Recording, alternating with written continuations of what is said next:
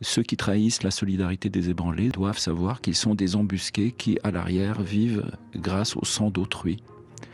Et là, cette phrase-là me bouleverse. Cette idée de solidarité des ébranlés, on la doit à Jan Patočka, un des principaux philosophes tchécoslovaques du XXe siècle. Résistant au régime communiste, il est persécuté sans relâche par la police et meurt en 1977 à la suite d'un interrogatoire.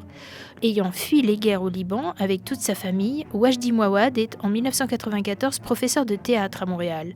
Il tombe sur cette phrase de Patočka alors que surviennent les massacres au Rwanda. Comme si cette phrase disait notre situation et pointait le questionnement que je n'arrivais pas à résoudre. Mais la culpabilité, mais aussi la responsabilité, mais aussi le sens.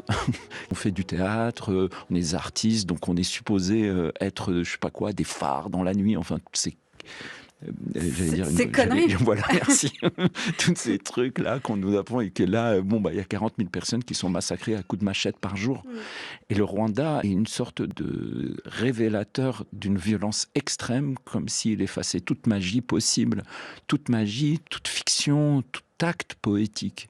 Comme si je revivais d'une façon un peu détournée, un tout petit peu amateur, je dirais, cette phrase d'Adorno qui dit, après Auschwitz, il ne peut pas y avoir de poésie. Bon, en rentrant dans cette idée de cette solidarité des ébranlés, je trouve un fil tout mince. Et je me souviens, je suis arrivé en répétition, j'ai assemblé les acteurs, je leur ai dit, voilà ce qu'on va faire.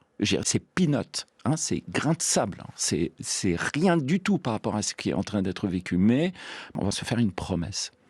Avant d'entrer sur le plateau, vous allez aller tout simplement penser à quelque chose dans votre vie qui vous est arrivé, ou qui vous arrive, ou qui est en train de vous arriver, ou qui ne vous est pas arrivé, mais peu importe quoi, vous allez chercher ce qui vous ébranle, ce qui va vous ébranler un tout petit peu. Et ce n'est que quand vous l'aurez ressenti que vous entrez sur le plateau. Et on ne peut plus entrer sur un plateau que ébranlé. Parce que souvent, au théâtre, on nous dit il faut entrer avec une forme de force, d'énergie, il faut savoir ce que tu veux faire, il faut avoir une intention claire, il faut savoir ce que veut ton personnage. Je dis ça, il faut rien savoir du tout. C'est parce que ce mot apparaît comme une respiration possible, alors que tout était en train de s'étouffer.